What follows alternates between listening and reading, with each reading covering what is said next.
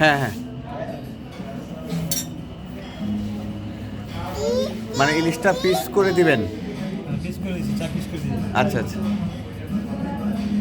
মানে এটাই হচ্ছে 2টা পিসের দাম রাখবেন তাই তো? হ্যাঁ আচ্ছা আচ্ছা।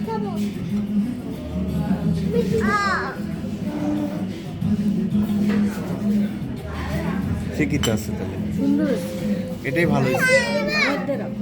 হ্যাঁ তোমার জন্য তো দিই। ডাল ডাল হাঁচি প্লেটে দিছে? না না, মুছো মুছো মুছো, হাঁচি দিলে হাঁচির উপরে খাইব। আশ্চর্য, তুমি এই শিখছো নাকি? আমি এই শিখছি, আমার শিখতে